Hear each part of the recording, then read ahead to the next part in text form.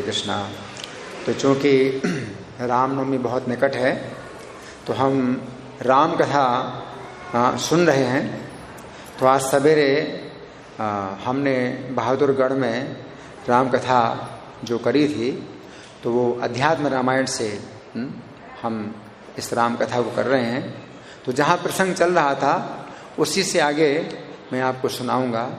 ये जो कथा प्रसंग है ये है उस समय का जब भगवान राम के साथ जो सीता महारानी हैं उनका अपहरण हो गया और वे राम लक्ष्मण सीता को खोज कर रहे हैं। फिर उनकी मित्रता हुई सुग्रीव के साथ और सुग्रीव के द्वारा भेजे हुए वानर दक्षिण दिशा में आए हैं। हनुमान, अंगद, जाम्बवान, ये सब वानर आए हुए हैं और अब कहाँ पर आ गए हैं? समुद्र तट पर आ गए। दक्षिण दिशा में सीता को रावण ले गया, लेकिन उन्हें कुछ अता पता नहीं है कि दक्षिण दिशा में कहाँ और कितनी दूर जाना होगा। लेकिन सब स्थान खोज लिए और अब ये समुद्र के तट पर आ गए और बहुत चिंतित हो गए। उस समय संपाति नाम का एक गिद्ध है जो जटायु का बड़ा भाई था। तो उसने बताया इनको, वानरों को बताया कि आप लोग चिंता मत करिए, गिद्ध की दृष्टि बहुत दूर की होती है। तो मैं अपनी दृष्टि से देख रहा हूँ इस समुद्र में 100 योजन की दूरी पर त्रिकूट पर्वत के ऊपर लंका नगरी है और वहाँ अशोक वन में सीता जी बैठी हैं, मैं देख रहा हूँ। और 100 योजन का मतलब होता है 1200 किलोमीटर। तो 1200 किलोमीटर की दूरी तक जो गिद्ध है वो बहुत आसानी से देख रहा है। वो कह रहा है कि मैं लंका नगरी देख रहा हूँ, अशोक वाटिका देख रहा हूँ, सीता जी को देख रहा हूँ। तो आप लोग बिल्कुल चिंता मत करो, आप लोगों को जो है केवल अब विचार करना है कि कौन 100 योजन की छलांग लगा सकता है। तो जो भी व्यक्ति 100 योजन की छलांग लगा सकता है तो वो सीता जी को जो है देख करके और उनसे बातचीत करके और वापस भी आ सकता है। तो ये जो है अब इतना कार्य है आपके लिए, अब निश्चित है, कार्य निश्चित है। लेकिन अब कौन करेगा, कैसे करना है, इस पर विचार करें, है ना। तो अब ये जो कथा है ये सुना रहे महादेव जी। और किसको सुना रहे हैं? पार्वती को। तो महादेव जी बोले, हे पार्वती। ये सुनकर उन सब वानरों ने बड़े कुतूहल में भरकर संपाति से पूछा, आप आरंभ से ही अपना वृत्तांत सुनाइए, हमें आप जो है पूरा अपना वृत्तांत सुनाइए। क्योंकि संपाति के कारण वानरों को बहुत बड़ी जो है दिशा मिल गई, नहीं तो उनको कार्य की कोई दिशा ही नहीं समझ में आ रही थी कि अब क्या करें। और अब यहीं समुद्र के किनारे बैठ करके प्राण त्याग देंगे बिना खाए पिए, अब तो हम वहाँ राम के पास वापस नहीं जाएंगे, ये बड़ी लज्जा की बात है, हम यहाँ प्राण त्याग देंगे। लेकिन संपाति ने जब अपनी दृष्टि से देख करके पूरा निश्चित रूप से बता दिया कि सीता जी हैं, तो उनको अब जो है बड़ी राहत मिली। अब संपाति से पूछ रहे हैं कि आप अपना पूरा वृत्तांत सुनाइए कि आपका क्या जो है वृत्तांत है। तब संपाति ने पहले जैसा जैसा किया था वो सब वृत्तांत सुनाते हुए कहा, पूर्व काल में मैं और भाई जटायु उस समय पूर्ण युवा थे। तो पहले जटायु छोटा भाई है जो कि मारा जा चुका है। और संपाति को इन वानरों के द्वारा ही पता चला हजारों सालों के बाद अपने भाई का समाचार कि मेरे भाई ने शरीर छोड़ दिया। हजारों सालों के बाद, कई हजार साल के बाद संपाति को पता चला। तो बता रहे हैं संपाति कि हम दोनों भाई पहले युवा थे और बल के गर्व से उन्मत्त होकर ये जानने के लिए कि हम में कितना बल है, बड़े घमंड से आकाश में सूर्य मंडल पर्यंत जाने को उड़े। बहुत शक्ति हो हैं तो फिर उड़ान भरते हैं, है ना। तो दोनों भाइयों में बड़ी शक्ति थी, उड़ान भरी। तो बहुत ऊंची उड़ान भरी कि सूर्य मंडल तक जाएंगे हम लोग, है ना। जब हम कई हजार योजन ऊंचे चले गए कितना, कई हजार योजन, है ना। 1 योजन 12 किलोमीटर का है, अगर 1000 योजन भी गए तो 12,000 किलोमीटर ऊपर, है ना। तो जटायु सूर्य के तेज से जलने लगा। सूर्य के निकट आए, सूर्य के तेज से जलने लगा, और मैं उसकी रक्षा के लिए मोहवश उसे अपने पंखों में ढककर चलने लगा। पंखों में उसको ढक लिया और ऊपर फिर भी जा रहा हूं, है ना। तो हुआ क्या, अंत में सूर्य की किरणों से पंख जल जाने के कारण यहां विंध्याचल के शिखर पर गिर पड़ा। मैं गिर गया, उसकी रक्षा हो गई, ये मैं गिर गया, है ना। तो मोह भी एक प्रकार से ये ज्ञान को ढक लेता है। मोह है काम, क्रोध, लोभ, मोह है। और जो व्यक्ति मोह में अंधा हो जाता है उसे मोहांध बोलते हैं। काम में अंधा, कामांध, है ना। तो मोह में भी अंधा है। तो अंधा व्यक्ति जो है देख नहीं पाता है कि क्या परिणाम होने वाला है, और पंख जल गए। तो अपने भाई के मोह में अंधा, है, तो मैं सूर्य की तरफ जा रहा था तो मूर्छित हो गया, विंध्य पर्वत पर गिर करके मूर्छित हो गया। है? जब 3 दिन पश्चात मुझे चेत हुआ, 3 दिन तक मैं पड़ा रहा, कैसा, मूर्छित पड़ा रहा। 3 दिन के पश्चात मुझे चेत हुआ तो पंख जल जाने से मेरा चित्त भ्रम में पड़ गया, और मैं ये कुछ भी ना जान सका कि ये कौन सा स्थान है अथवा कौन सा पर्वत शिखर है। फिर धीरे धीरे नेत्र खोलने पर मुझे वहां एक सुंदर आश्रम दिखाई दिया। तब मैं धीरे धीरे उस आश्रम के पास गया। वहां चंद्रमा नामक एक मुनीश्वर रहते थे। क्या नाम था उनका? चंद्रमा। चंद्रमा नाम के एक मुनीश्वर रहते थे। उन्होंने मुझे देखकर विस्मय पूर्वक कहा, संपाते, ये क्या तुम्हें आज इस प्रकार विरूप जिसने कर दिया? मैं तुम्हें पहले से ही जानता हूं, तुम तो बड़े बलवान हो, फिर तुम्हारे पंख कैसे जल गए? यदि तुम ठीक समझो तो अपना सब वृत्तांत कहो। जानामि त्वामहं पूर्वम अत्यंतम बलवानसे, दग्धो किमर्थम ते पक्ष कथ्यताम यदि मन्यसे। तब मैंने उन मुनि श्रेष्ठ को अपनी सब करतूत सुनाई और अति दुखित होकर उनसे कहा, अब मैं दावाग्नि में जल मरूंगा। क्या करूंगा मैं? दावा नल में जल के मर जाऊंगा, है ना।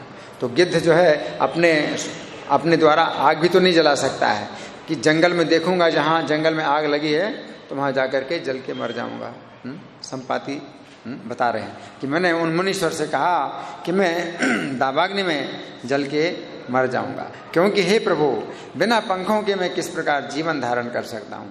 इस प्रकार कहने पर मुनिवर दयावश नेत्रों में जल भरकर मेरी ओर देखते हुए बोले, बच्चे, अब तुम मेरी बात सुनो, उसे सुनकर तुम्हारी जैसी इच्छा हो वही करना। इस दुख का आश्रय देह ही है।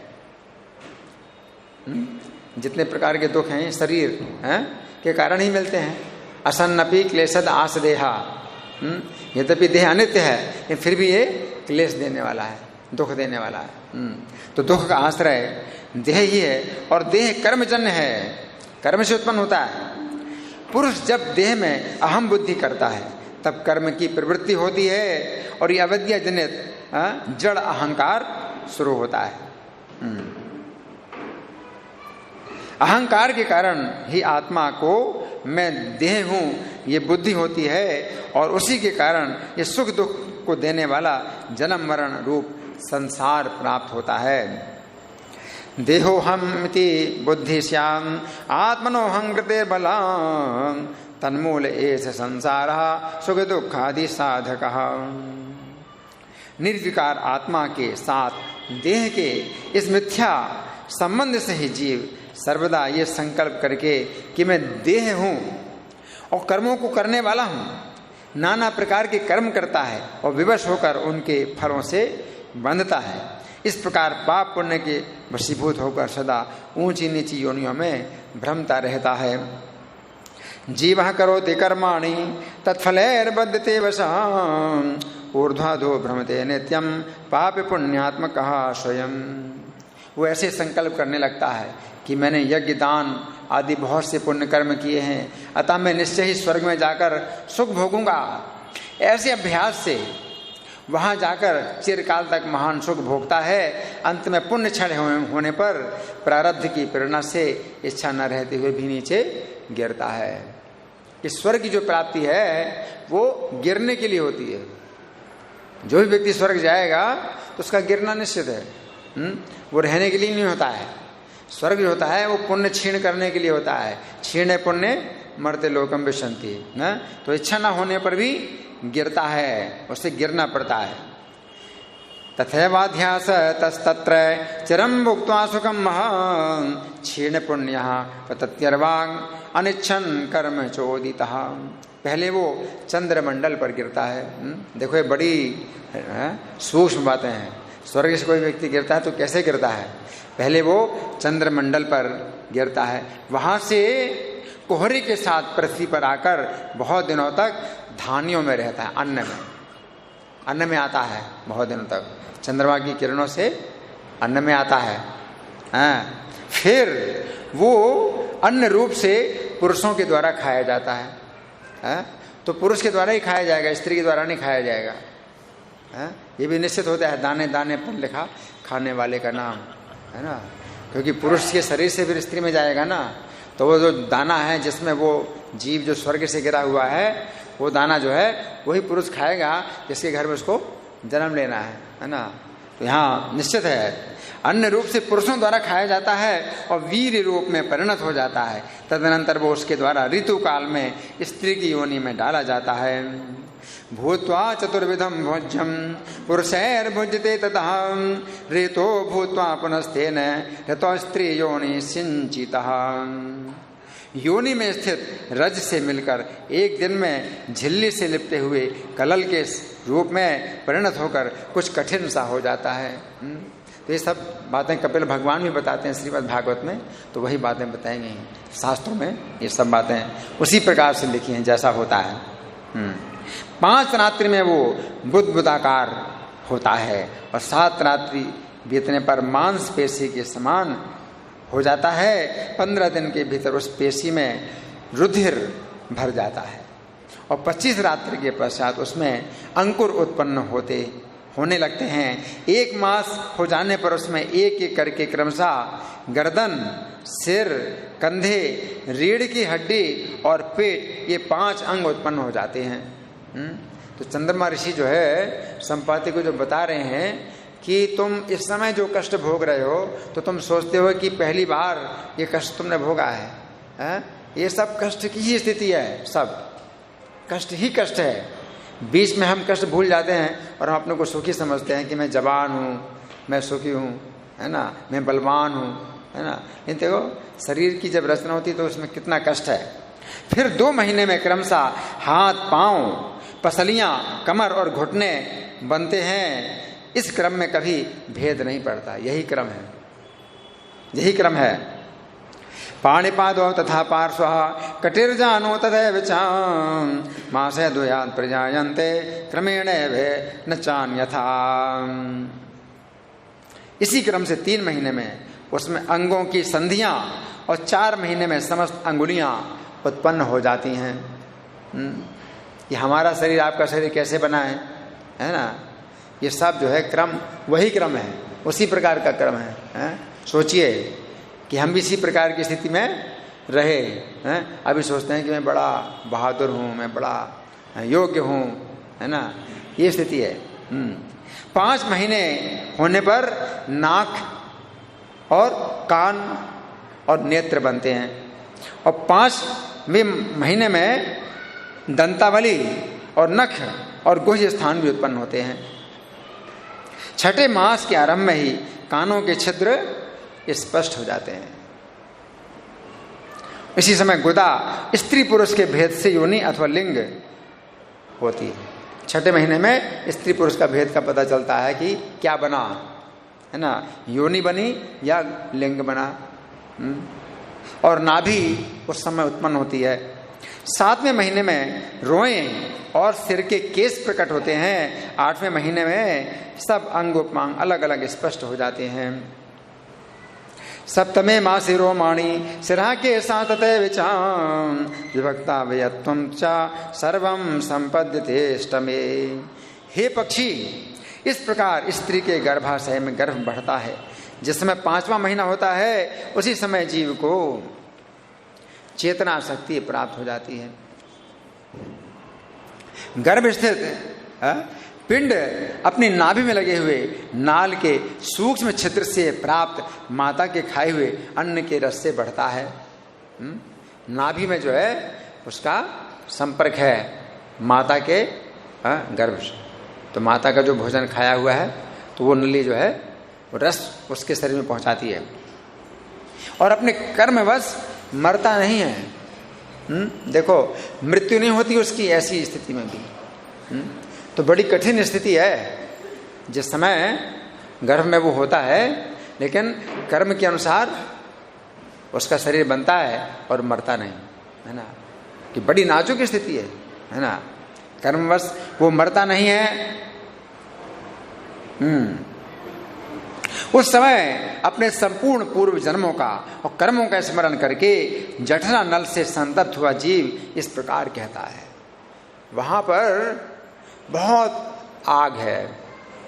क्या है? आग, बहुत आग है। वो आग कौन सी है? जठर अग्नि, पेट की आग, बहुत आग है। उसमें वो जो है तपता है? बड़ा ताप होता है, जठरा नल का ताप होता है। और इस प्रकार कहता है, पहले कई हजार योनियों में उत्पन्न होकर मैंने करोड़ों बंधु बांधव बनाए हैं। मेरे बहुत से पशु थे, स्त्री पुत्र के संबंध भी मेरे बने हैं। मुझे अभागे ने उस समय स्वप्न में भी भगवान विष्णु का स्मरण नहीं किया, बस अपने कुटुंब के भरण पोषण में आसक्त होकर न्याय अथवा अन्याय से धन कमाने में ही लगा रहा। तो यही कर्म बनते, इन्हीं कर्मों से हजारों योनियों में जन्म होता है। तो ये कौन कह रहे हैं? ये बात कौन कह रहे हैं? चंद्रमा ऋषि कह रहे हैं। किससे कह रहे हैं? संपाति से कह रहे हैं। अब उसका फल स्वरूप अति महान गर्भ दुख भोग रहा हूं। उसी का ही फल है। गर्भ में जो निवास का कष्ट है वो उसके कर्म के अनुसार है। और इस नश्वर देह को नित्य समझकर इसकी तृष्णा में फंसा हुआ हूं। यदानीम तत्फलम भुंजे गर्भ दुखम मातरम अशाश्वते शाश्वतवन देहे तृष्णा समन्विता। मैं सदा अकार्य कर्म ही करता रहा। अकार्य मतलब जो नहीं करने चाहिए। मैं सदा अकार्य कर्म ही करता रहा, कभी अपना हित साधन नहीं किया, कार्य नहीं किया, अकार्य किया, है ना। कार्य माने जो करना चाहिए वो नहीं किया, अकार्य जो नहीं करना चाहिए वो किए, अपना हित साधन नहीं किया। अतः अपने कर्मानुसार मैं इसी प्रकार बहुत से दुख भोगता रहा। अब ना जाने इस नरक तुल्य गर्भ से मैं कब निकलूंगा। फिर तो मैं सर्वदा श्री विष्णु भगवान की ही उपासना करूंगा। कदा निष्क्रमणम में श्याम गर्भान निरय सन्निभान यद ऊर्ध्वम नित्यमहम विष्णु में भानु पूजये। ऐसी ही चिंता करते करते वह जीव योनि यंत्र से पीड़ित होता हुआ अति कष्ट से जन्म लेता है। जन्म भी जो है बहुत कष्ट के साथ होता है, अति कष्ट से जन्म लेता है, जैसे कोई पापी जीव नरक से निकलता हो। इत्यादि चिंतयन जीवो योनि यंत्र प्रपीड़िता जाय मानोति दुखे न नरकात् पातकी यथा।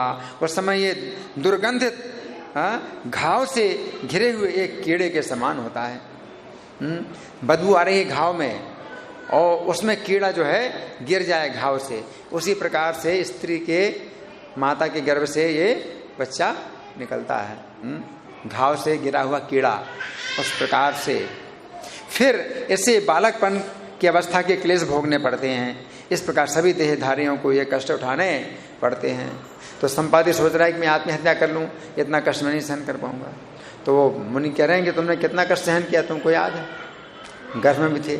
हम तो भूले रहते हैं ना, हम सोचते हैं ऐसा दुख तो हमने कभी नहीं भोगा, है ना। कोई कुछ बोल देता है, कोई बात उल्टी बात बोल दी है, इतना दुख तो मुझे कभी नहीं हुआ।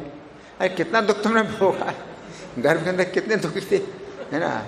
और इसी में आत्महत्या कर लेते हैं कई लोग, कि किसी ने कुछ बोल दिया तो आत्महत्या कर दिया, किसी ने धोखा दे दिया आत्महत्या कर लिया, है ना, निराशा में आत्महत्या कर ली। कितने कष्ट भोगे, है ना। तो अगर हम शास्त्र सुनते हैं तो हमें बल मिलता है जीने के लिए, कि हमें जो है मतलब अब आगे भविष्य अपना बनाना है। है ना। तो ऋषि कह रहे हैं इस प्रकार सभी देहधारियों को ये कष्ट उठाने पड़ते हैं। पोति प्रणान्य पतितः कृमिरे सेवा पर ततो बाल्यादि दुखानि सर्वे वम विभुंचते। हे गिरध, इसके पीछे होने वाले युवावस्था आदि के सब दुख तूने भी स्वयं देखे ही हैं और भी सब इन्हें जानते हैं, इसलिए मैंने इनका वर्णन नहीं किया। इस प्रकार मैं देह हूँ, इस अभ्यास से उत्पन्न हुए देहाभिमान के कारण जीव को नरक और गर्भवास आदि अनेक दुख उठाने पड़ते हैं। एवं देहो हम इति अस्मान अभ्यासान निर्यादिकम गर्भवासादि दुखानि भवन्त्यभि निवेशतः। अतः मनुष्य को चाहिए कि अपने आत्मा को प्रकृति से अतीत और स्थूल सूक्ष्म दोनों प्रकार के शरीरों से पृथक जानकर देह की ममता छोड़कर आत्मज्ञान संपन्न हो। चेतन स्वरूप आत्मा का ज्ञान हो जाने पर जब अज्ञान जनित मोह नष्ट हो जाता है तो फिर यह देह प्रारब्ध कर्म से रहे अथवा जाए, योगी को किसी प्रकार का सुख दुख नहीं होता है। अपने को हम शरीर से अलग समझ लेते हैं तो फिर शरीर रहे या छूट जाए तो उसका कोई दुख सुख दुख नहीं होता है। अतः जब तक तेरा प्रारब्ध क्षय ना हो तब तक कांचुली सहित सर्प के समान आनंद पूर्वक देह धारण करके रहो। इसके अतिरिक्त हे पक्षी, तेरे परम हित की एक बात और बतलाता हूँ, उससे भी सुन। तो एक तो यह है कि अपने कर्म के अनुसार जो तुम्हें मिला है भोग, उसको भोगो।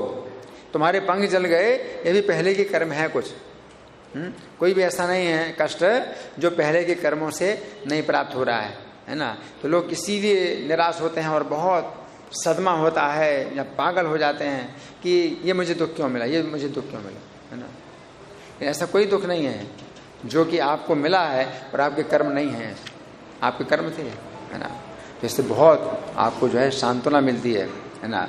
तो बता रहे हैं और एक परम हित की बात और बतलाता हूँ। त्रेता युग में अविनाशी नारायण भगवान महाराज दशरथ के यहाँ अवतार लेकर रावण का वध करने के लिए अपनी भार्या सीता और भाई लक्ष्मण के सहित दंडकारण्य में आएंगे।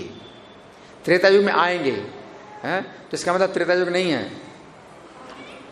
त्रेता युग नहीं है ना। ये त्रेता युग में आएंगे हैं भगवान। वहां दोनों भाइयों के तपोवन से चले जाने पर रावण श्री जानकी जी को सोने आश्रम से चोर के समान ले जाकर लंका में रखेगा। तब बानर राज सुग्रीव की आज्ञा से उन्हें खोजते हुए कुछ बानर समुद्र तट पर आएंगे। देखो अभी समुद्र तट पर आए बानर। तो हजारों साल पहले मुझे चंद्रमा नाम के मुनि ने बताया था कि ऐसा होगा। बानर आएंगे, समुद्र तट पर आएंगे, वहां किसी कारण विशेष से तेरे साथ उनका समागम होगा, इसमें संदेह नहीं है। आगमिष्यन्ति जलधेश तीरम तत्र समागमः त्वया तय कारणवशात् भविष्यति न संशयः। तब तू उन्हें सीता जी का ठीक ठीक पता बतला देना, बस उसी समय तेरे फिर नए पंख उत्पन्न हो जाएंगे। हरि बोल।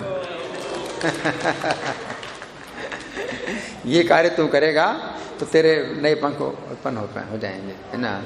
तो ये अध्यात्म रामायण है। वाल्मीकि रामायण तो ये भी लिखा है कि चंद्रमा नाम के मुनि ने कहा कि मैं तुझे पंख दे सकता हूँ, मैं तुझे पंख दे सकता हूँ। और 8000 साल बाद जो है ऐसा होगा कि भगवान श्री राम आएंगे हैं। तो ज़्यादा अच्छा ये है कि उनकी सेवा के लिए तुझे पंख ना मिले, तुझे पंख मिल जाएंगे तो तेरा मन चंचल है, तू रहेगा नहीं। तो तेरे पंख नहीं है तो तेरी जो है एक बड़ी तपस्या भी हो जाएगी और ये सेवा का अवसर भी तुझे मिल जाएगा। उस समय तुझे पंख भी प्राप्त हो जाएंगे। तो संपाति कह रहा है कि ये सब बातें उन्होंने मुझे बताई थी। तदा सीता स्थितिम देव्या कथयस्व यथार्थतः तदैव तव पक्ष द्वा उत्पत्स्यते पुनर्नव।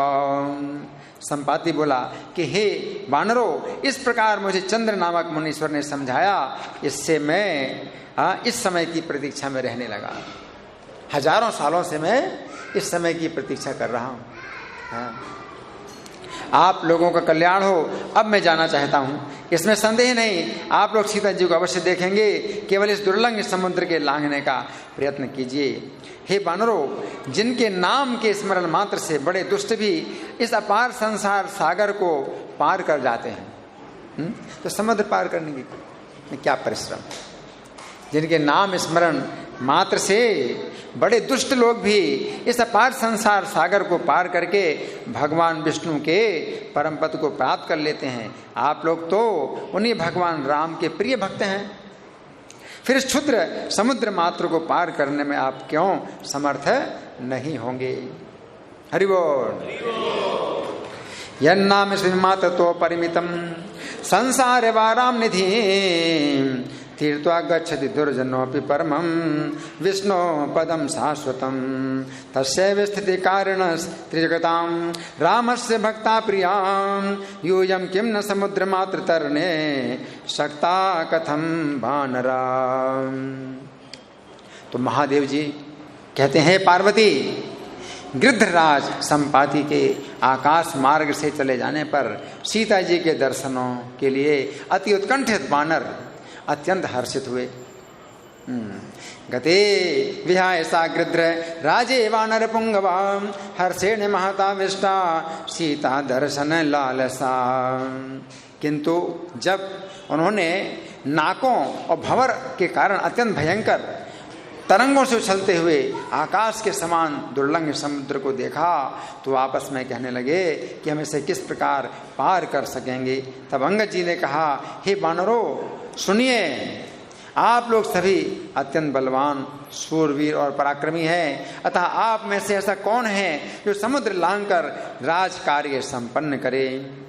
भवन्तोऽत्यन्त बलिनः शूराश्चाकृत विक्रमा को वात्र वारिधिं तीर्त्वा राजकार्यं करिष्यति।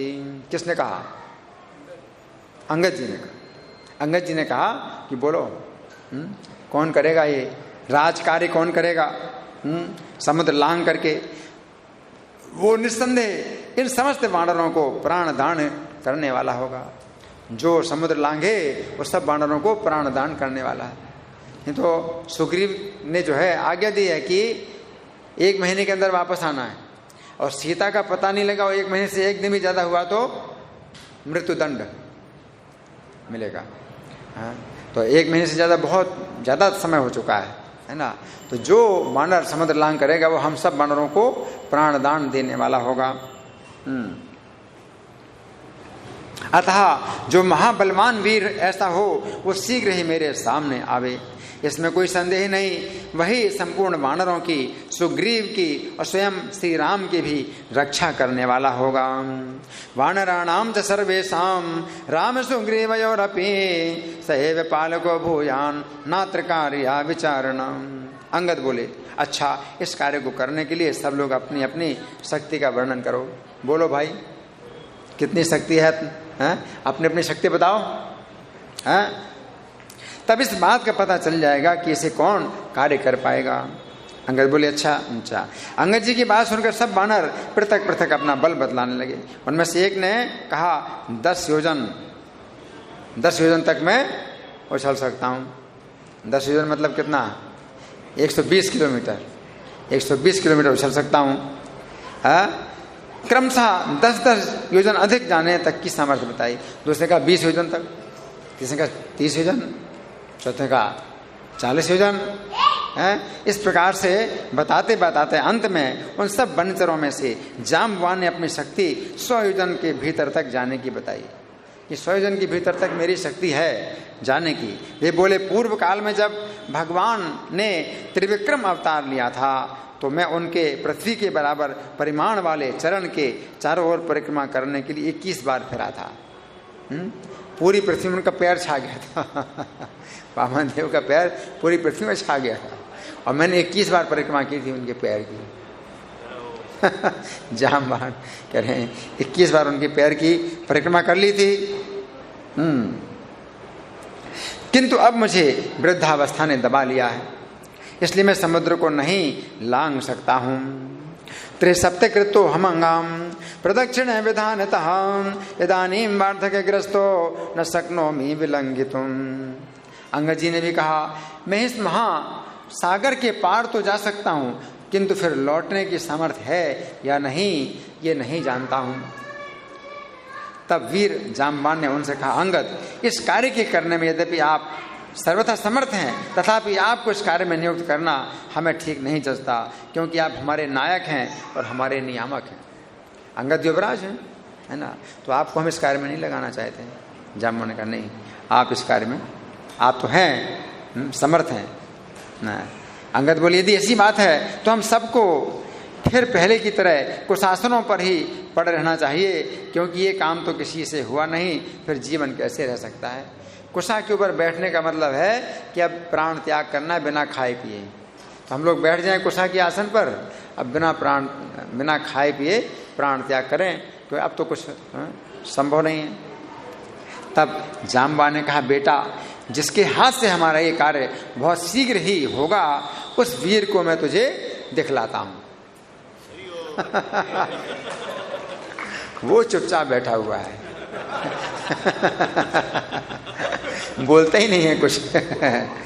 यों कहकर जाम्बान ने वहां बैठे हुए हनुमान जी से कहा, हे हनुमान, इस महान कार्य के उपस्थित होने पर आप इस प्रकार अनजान के समान चुपचाप एकांत में क्यों बैठे हैं?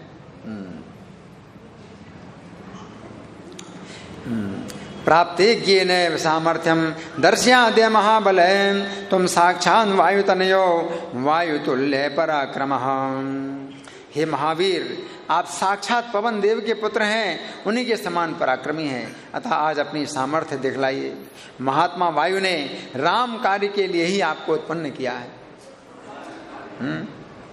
जिस समय आपका जन्म हुआ था उसी समय आप सूर्य को उदय हुआ देखकर इस पके फल को लेना चाहिए। इस इच्छा से बाल लीला से ही 500 योजन ऊंचे उछलकर पृथ्वी पर गिरे थे। 500 योजन ये तो 100 योजन है, और 500 योजन की ऊंचाई तक उछल करके पृथ्वी में गिरे जब जन्म लिया था उस समय। अतः ऐसा कौन है जो आपके बल महात्मा का वर्णन कर सके? हे सुब्रत, आप खड़े हो जाइए, ये राम कार्य करके हम सबकी रक्षा कीजिए। अतस्तुन्ब महात्म्यम को वा शक्नोति वर्णितुम उत्तिष्ठ कुरु रामस्य कार्यम न पाहि सुब्रत। जाम्बान के वचन सुनकर हनुमान जी अति प्रसन्न हुए। उन्होंने समस्त ब्रह्मांड को मानो कंपायमान करते हुए घोर सिंहनाद किया, है ना। तो हनुमान जी बचपन में बहुत चंचल थे, और चूंकि मानव स्वभाव था और फिर बचपन था तो चंचलता बहुत बढ़ गई थी।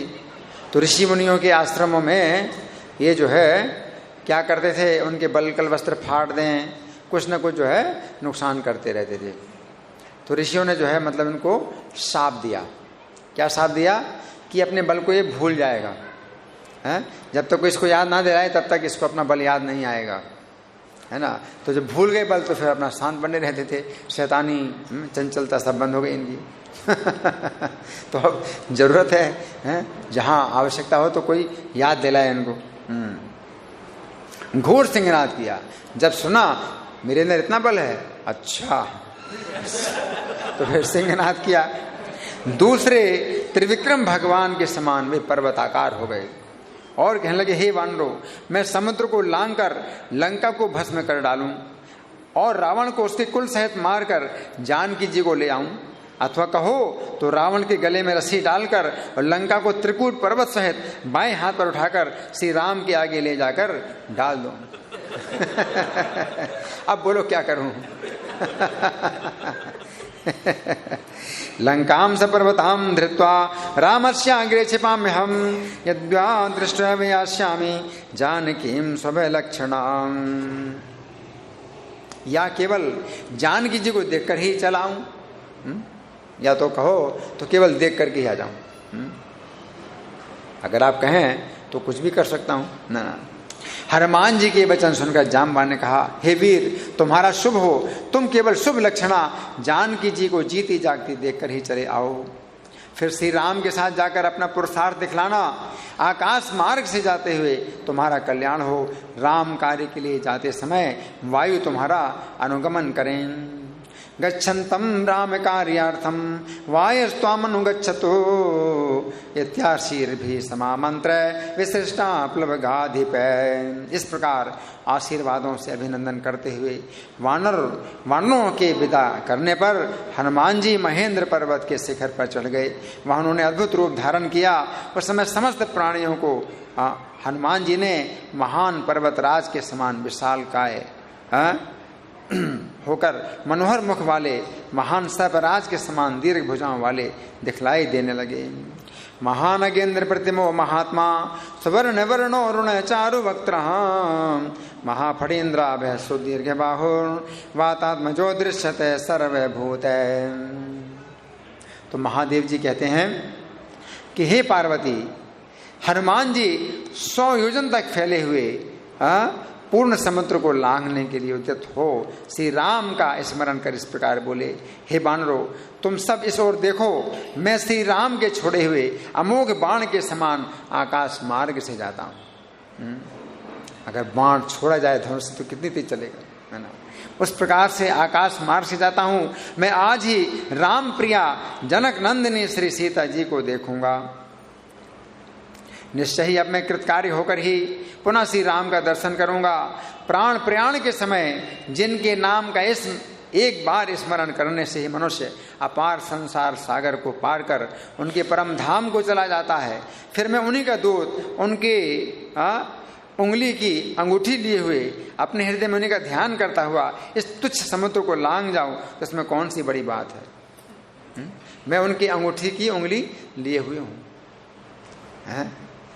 तो कोई नाम से जो है अगर संसार सागर को पार कर जाए तो मैंने तो अंगूठी ली हुई है।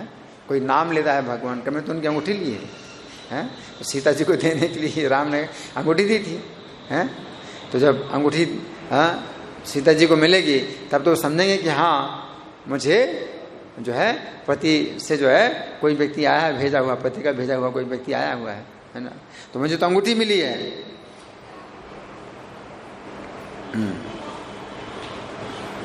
ऐसा कहकर हनुमान जी ने अपनी बाहें फैलाई और पूंछ को सीधा किया। तुरंत ही गर्दन को सीधा और दृष्टि को ऊपर की ओर कर पांव से कोड़ लिए और दक्षिण की ओर मुंह करके वायु वेग से उड़ान लगाई। उस समय वे देवताओं के देखते देखते आकाश मार्ग से बड़े तीव्र वेग से जा रहे थे। हनुमान जी को इस प्रकार वायु वेग से जाते हुए देखकर देवताओं ने उनकी सामर्थ्य की परीक्षा के लिए आपस में इस प्रकार कहा। देवता लोग जो है देख रहे हैं, आपस में कह रहे हैं, परीक्षा लेना चाहते हैं। ये महाशक्तिशाली वानर वायु के समान तीव्र वेग से जा रहा है, किंतु पता नहीं ये लंका में घुस सकेगा या नहीं, अतः इसके बल का पता लगाना चाहिए। परस्पर ऐसा विचार कर उन्होंने कुतूहलवश नाग माता सुरसा से कहा, सुरसे तुम अभी जाकर इस वानर के मार्ग में कुछ विघ्न खड़ा करो और इसकी बल बुद्धि का पता लगाकर तुरंत लौटाओ। देवताओं के इस प्रकार कहने पर वो तुरंत ही हनुमान जी को विघ्न उपस्थित करने के लिए गई। वो उनके मार्ग को सामने से रोककर खड़ी हो गई और बोली कि आओ शीघ्र ही मेरे मुख में प्रवेश करो, मैं भूख से अत्यंत व्याकुल थी, अतः देवताओं ने तुम्हें मेरा भोजन बनाया है। तब हनुमान जी ने उससे कहा, हे माता, मैं श्री राम की आज्ञा से जानकी जी को देखने के लिए जा रहा हूँ। वहां से शीघ्र ही लौटकर श्री राम को उनका कुशल समाचार सुनाकर फिर मैं तेरे मुख में प्रवेश करूंगा। पहले मैं राम का कार्य करूं, क्योंकि देवताओं ने अगर भोजन बनाया है तो देवताओं की बात को मैं कैसे झूठा करूं, है ना। लेकिन राम का कार्य मुझे करना है। मैं तुझे प्रणाम करता हूं, तू मेरा मार्ग छोड़ दे।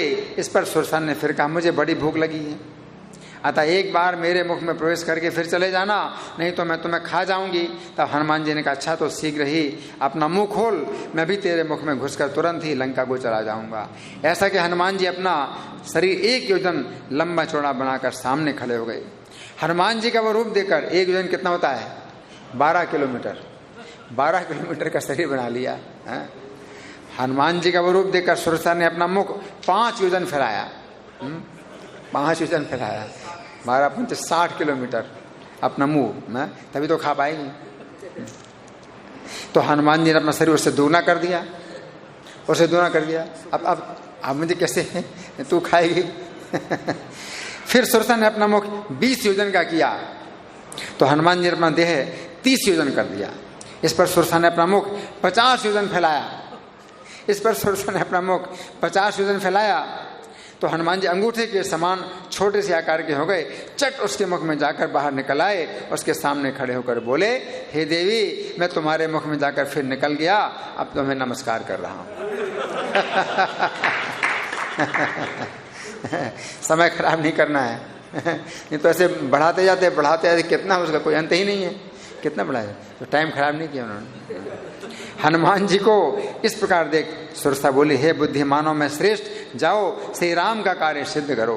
हे बानर, देवता लोग तुम्हारा बल जानना चाहते थे, अतः उन्हीं ने मुझे तुम्हारे पास भेजा था। बल और बुद्धि दोनों, केवल बल नहीं है, नहीं तो बल से तो अपना दिखाते रहते अपना बल, बुद्धि भी है, तो बुद्धि से जो है काम जल्दी करके समाप्त कर दिया, इस काम को तुरंत पूरा कर दिया। मुझे निश्चय है कि तुम सीता जी को देखकर फिर शीघ्र ही श्री राम से मिलोगे, अब तुम जाओ। ऐसा कहकर सुरसा देवलोक को चली गई और हनुमान जी आकाश मार्ग से गरुड़ के समान चलने लगे।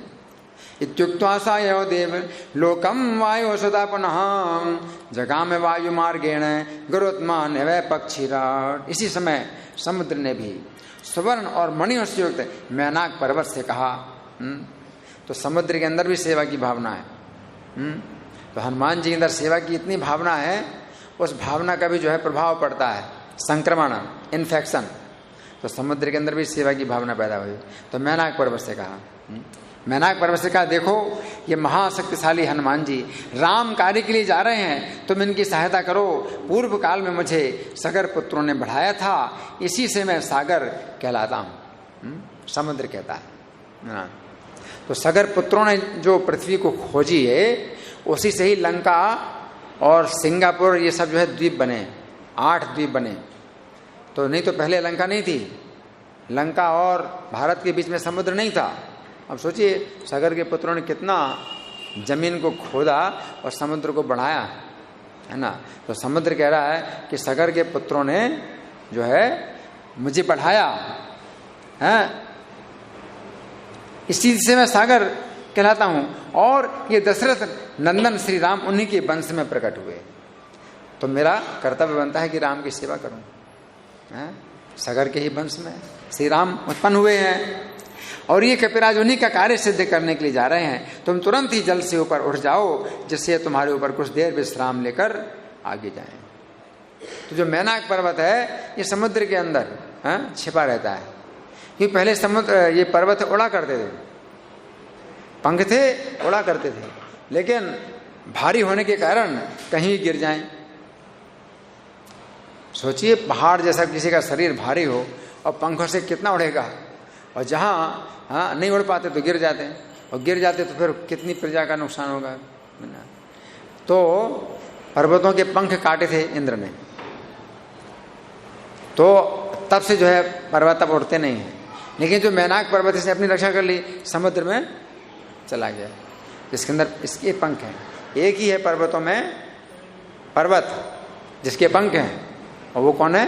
मैनाक पर्वत, है ना। तो समुद्र ने कहा कि तुम जो है अब उठो ऊपर, तुम्हारे पंख हैं, तुम ऊपर उठो, और क्या करो, जिससे तुम्हारे ऊपर कुछ देर विश्राम लेकर आगे जाएं। इनको कुछ विश्राम दो भाई, हनुमान जी जो है जा रहे हैं, थोड़ा विश्राम दो, तो ऊपर उठ जाओ, तो आगे जाएं। तब मैनाक पर्वत बहुत अच्छा क्या है, तुरंत अपने अनेक मणिमय शिखरों से पानी से ऊपर बहुत ऊंचा निकल आया। उन श्रृंगों के ऊपर मनुष्याकार से स्थित होकर उसने जाते हुए हनुमान जी से कहा, हे महाकपे, मैं मैनाक हूं, समुद्र ने मुझे तुम्हें विश्राम देने के लिए आज्ञा दी है। आओ मेरे अमृत तुल्य पके फलों को खाकर कुछ देर यहाँ विश्राम करके फिर आनंद पूर्वक चले जाना। तो पर्वत के ऊपर पके हुए फल हैं, फल खाओ और विश्राम करो, इसके बाद चले जाना। मैनाक के इस प्रकार कहने पर हनुमान जी बोले, राम कार्य के लिए जाते हुए मैं भोजन कैसे कर सकता हूँ, और मुझे जल्दी जाना है, अतः विश्राम का अवकाश भी कहाँ है। गच्छतो राम कार्यार्थम भक्षणम में कथम भवेन विश्राम वा कथम में श्याम गंतव्यम त्वरितम मया। ऐसा कहकर हनुमान जी मैना का सम्मान रखने के लिए उसके शिखर को केवल अंगुली से छूकर आगे चल दिए। तो तुम्हारी सेवा ले ली मैंने, अंगुली से छुआ है और आगे चल दिए। वे कुछ ही आगे बढ़े थे कि उनकी छाया को एक छाया ग्रह ने पकड़ लिया। देखो एक ऐसी भी राक्षसी थी जो कि छाया पकड़ करके जो है खींच लेती थी और भोजन करती थी। किसी भी प्राणी, कोई पक्षी आकाश में उड़े तो छाया पकड़ करके उसको खींच लेती थी। तो छाया को पकड़ लिया, हनुमान जी की छाया को पकड़ लिया। सिंगिका नाम की एक घोर राक्षसी थी जो सदा जल में रहकर आकाश में जाते हुए जीवों की छाया पकड़कर उन्हें खींच लेती थी और खा जाती थी। देखो ऐसी भी शक्ति होती है किसी में, छाया को पकड़ करके खींच ले, है ना, और खा जाए, है ना। ये सब शक्तियां हैं, है ना। जैसे हंस में शक्ति है कि दूध पिए वो पानी छोड़ दे, है ना, तो हम लोग सोच भी नहीं सकते, है ना। उससे पकड़े जाने पर हनुमान जी सोचने लगे ये ऐसा कौन विघ्न है जिसने मेरा वेग रोक दिया है। और सोचते क्या बात है, मेरे वेग को किसने रोका है। दिखाई तो यहाँ कोई देता नहीं, इससे मुझे बड़ा आश्चर्य हो रहा है। दिखाई नहीं दे रही हो, है ना, पानी के अंदर से छाया पकड़ के खींच रही, है ना। हनुमान जी दिखाई तो नहीं दे रही, कौन है ये। ऐसे सोचते सोचते उन्होंने अपनी दृष्टि नीचे की ओर की तो बड़ा विकराल रूप स्थूल शरीर वाली सिंह का राक्षसी दिखलाई दी। उसे देखते ही तुरंत जल में कूद पड़े, बड़े क्रोध से उसे लातों से ही मार डाला। इसके पश्चात हनुमान जी फिर उछलकर दक्षिण की ओर चलने लगे और दक्षिण समुद्र के दक्षिण तट पर पहुंच गए जहां नाना प्रकार के फल वाले वृक्ष लगे हुए थे जो तरह तरह के पक्षियों मृगों से पूर्ण विविध भांति की पुष्पलताओं से आवृत था। वहां पहुंचकर उन्होंने त्रिकूट पर्वत के शिखर पर बसी हुई लंकापुरी देखी जो सब ओर से अनेकों परकोटों और खाइयों से घिरी हुई थी। उसे देखकर सोचने लगे मुझे किस प्रकार इस नगर में जाना चाहिए। प्राकारैर्बहुभिर्युक्तं परिखाभिश्च सर्वतः प्रवेक्ष्यामि कथं लंकाम इति चिंता परो भवन। फिर निश्चय किया कि मैं रात्रि के समय सूक्ष्म शरीर धारण कर इस रावण पालित लंकापुरी में प्रवेश करूंगा। ये विचार कर वे वहीं ठहर गए। फिर रात्रि होने पर लंका की ओर चले। तो रात में जाएंगे तो मैं सबको देखूं और कोई मुझे ना देखे, है ना। इसलिए जिस समय हनुमान जी ने सूक्ष्म शरीर धारण कर लंका के द्वार में प्रवेश किया उस समय वहां साक्षात लंकापुरी राक्षसी का रूप धारण किए खड़ी थी। नगर के भी देवता होते हैं और नगरी की देवियां हैं। लंका नगरी है तो देवी है उसकी, कोई नगर है कोई नगरी है ना। तो देवी और देवता नगर के भी होते हैं। तो लंकापुरी जो है राक्षसी का रूप धारण करके खड़ी थी। उसने हनुमान जी को नगर में जाते देख डांटा और पूछा तू कौन है जो इस रात्रि के समय मुझ लंकिनी का अनादर कर चोर के समान नगर में जा रहा है और तू यहाँ क्या करना चाहता है। ऐसा कि उसने क्रोध से आंखें लाल कर उनकी लात मारी। तब हनुमान जी ने उसकी अवज्ञा करते हुए उससे बाएं हाथ का घूंसा मारा जिससे वो बहुत सा खून की उल्टी करती हुई पृथ्वी पर गिर पड़े। फिर कुछ देर बाद लंकिनी उठकर महाबली हनुमान जी से कहा हे हनुमान जाओ तुम्हारा कल्याण हो, तुम लंकापुरी को जीत चुके। उसने कहा तुमने लंकापुरी जीत ली। पूर्व काल में मुझसे ब्रह्मा जी ने कहा था। देखो उसको ब्रह्मा जी की याद आई। पूर्व काल में मुझे ब्रह्मा जी ने कहा था 28वें चतुर्युग के त्रेता युग में। 28वां चतुर्युग चल रहा है। 28वें चतुर्युग के त्रेता युग में अविनाशी नारायण देव दशरथ कुमार राम रूप से अवतीर्ण होंगे। उनकी योग माया महाराज जनक के घर में सीता जी होकर प्रकट होंगी। क्योंकि मैंने पहले कभी उनसे पृथ्वी का भार उतारने के लिए प्रार्थना की थी। वे श्री राम भाई लक्ष्मण और भार्या सीता के सहित महावन दंडक वन में जाएंगे। वहां महामाया रूपणी श्री सीता जी को रावण हर ले जाएगा। तब श्री राम के साथ सुग्रीव की मित्रता होगी। देखो इतना साफ जो है विवरण ब्रह्मा जी बता रहे हैं लंकिनी है? और सुग्रीव जानकी जी की खोज के लिए बानरों को भेजेगा। उनमें से एक बानर रात्रि के समय तेरे पास आएगा। वो तुझसे तिरस्कृत होने पर तुझे मुक्का मारेगा। इतना सब जो है बता दिया है कि तू उसका तिरस्कार करेगी तो तू तेरा भी तिरस्कार करेगा, तुझे मुक्का मारेगा। जिस समय तू उसके प्रहार से व्याकुल हो जाए उसी समय रावण कांत होगा, इसमें संदेह नहीं है।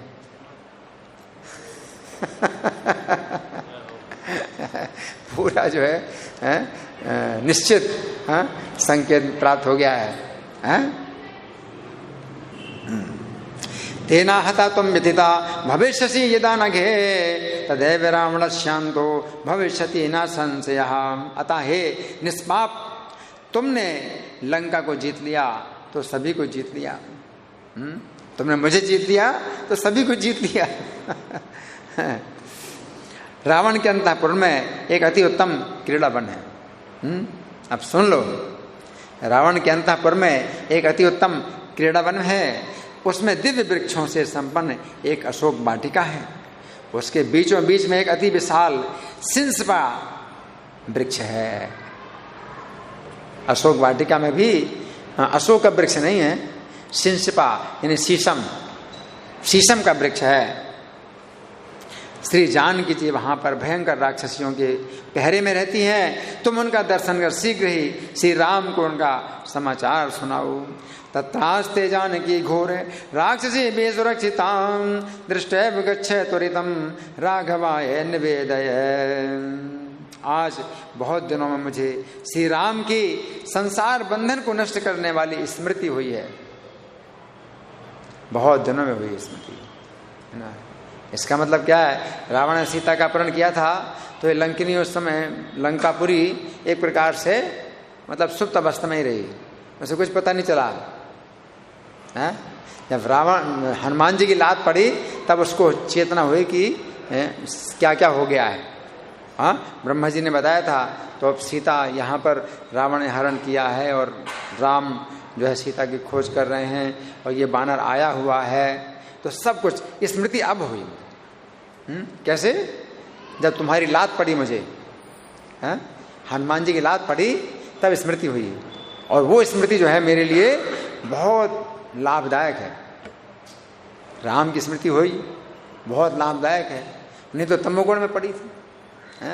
नगरी है तमोगुण में ही है। नगर नगरी जो है ये सब जो है देवता होते तमोगुण में ही होते हैं, है ना। तो तमोगुण में पड़ी थी। कुछ पता नहीं था सीता को कितना कष्ट हो रहा है, रावण अपहरण कर रहा है, कुछ पता नहीं चला मुझे। लेकिन तुम्हारी लात पड़ी तब मुझे सब कुछ पता चला, है। तो क्या कह रही हैं, आज बहुत दिनों में मुझे श्री राम की संसार बंधन को नष्ट करने वाली स्मृति हुई है और उनके भक्त का अति दुर्लभ संग प्राप्त हुआ है। अति दुर्लभ संग प्राप्त हुआ है। अतः आज मैं धन्य हूं, मेरे हृदय में विराजमान वे श्री राम मुझ पर सदा प्रसन्न रहें। क्या? सदा प्रसन्न रहें। मेरे हृदय में विराजमान श्री राम मुझ पर सदा प्रसन्न रहें। धन्याहमप्याद्य चिराय राघवम स्मृतिर्ममासीन भवपाश मोचनी तन भक्ति संगोप्यति दुर्लभो मम प्रसीदताम दासरति सदा हृदय। हनुमान जी के समुद्र लांघते ही पृथ्वी पुत्री श्री सीता जी, सुनिए ध्यान से, ये अंतिम श्लोक है, यहीं पर ही मैं कथा समाप्त करूंगा। अंतिम श्लोक क्या है? हनुमान जी के समुद्र लांघते ही पृथ्वी पुत्री सीता जी और रावण की बाईं भुजा और बाएं नेत्र और श्री राम के दाएं अंग बड़े जोर से फड़कने लगे। तो सीता जी के बाएं अंग फड़के तो वो शुभ है। हनुमान जी ने समुद्र लांघा तो सीता जी के शरीर के बाएं अंग फड़के, रावण की बाईं भुजा और बाएं नेत्र फड़के, उसके लिए अशुभ है। तो उसके लिए बाएं अंग फड़कना अशुभ है और स्त्री के लिए बाएं अंग फड़कना अशुभ है। तो सीता जी की बाएं भुजा बाएं अंग फड़के, रावण की और रावण की नहीं, सीता जी की ठीक तो है, बाएं भुजा फड़के तो शुभ है और रावण की बाएं भुजा और रावण के बाएं अंग फड़के उसके लिए अशुभ है। और श्री राम के दाएं अंग बड़े जोर से फड़के, है ना। उल्लंघितेभ्यो अपवनात्मजेन धरा सुताया सदसाननस्य पुष्पोर वामाक्षी भुजश्च तीव्रम रामस्य दक्षांग मतीन्द्रियस्य। तो इस तरह से हमने आज कुछ कथा सुनी, राम कथा बड़ी सुंदर और पवित्र और मनोरंजन करने वाली। अब हमारे पास कुछ समय अगर है तो प्रश्नोत्तर कर सकते हैं। हाँ माता जी बोलिए। भगवान की जो लीलाएं हैं वो अचिंतनीय और अकल्पनीय होती हैं, लेकिन यहाँ पर हम देखते हैं कि ब्रह्मा जी को भी भगवान की लीलाएं पहले से ही पता है और चंद्रमा ऋषि को भी पहले से ही पता थी। तो बादल ऋषि ने भी उसको बता दिया था, शबरी बादल को, कि श्री राम आएंगे। तो ऐसा कैसे होता है कि ऋषियों को और ब्रह्मा जी को सबको भगवान की इतने हजारों साल बाद होने वाली लीलाएं कैसे ही मालूम? भगवान की जो लीलाएं हैं वो जब बताया जाता है कि अचिंत्य हैं, अचिंत्य का मतलब है कि जब तक आपको परंपरा से ना मालूम हो तब तक आप नहीं जान सकते, ठीक है ना। इसलिए हमें परंपरा के द्वारा सुनना है। जैसे यही है, जैसे मान लो ये सब बल्ब हैं जल रहे हैं ना, तो वैसे अगर मैं सोचूं कि कैसे जलाऊं तो अपने कई उपाय सोचता रहूँगा कैसे, और एक स्विच है उसको दबाने से सब बल्ब जल जाएंगे। तो अपने दिमाग से सोचेंगे तो ये भी अचिंत्य है, ये कितनी रोशनी हो रही है यहाँ पर, नहीं तो अंधेरा अंधेरा होता है ना, तो मैं रोशनी पैदा कर नहीं सकता हूँ, अंधेरा अंधेरा है, कहाँ से। लेकिन जिनको पता है तो स्विच दबाएंगे, एक हो जाएगा, है ना। तो उसी प्रकार से भगवान का जो तत्व है अचिंत्य है, लेकिन अगर आप भगवान से जानते हैं, भगवान की परंपरा से जानते हैं तो आप जान सकते हैं, है ना। भक्तिया माम अभिजानाति यावान यस्यास्मि तत्वतः। तो भक्ति के द्वारा कोई व्यक्ति तत्व से मुझे जान लेता है, मैं जो हूँ जैसा हूँ मुझे जान लेता है ना। और अन्यथा जो है अचिंत्य है, ठीक है ना। तो भगवान सरल व्यक्ति के लिए सरल है और जटिल व्यक्ति के लिए बहुत कठिन है, कुटिल के लिए जटिल, है ना।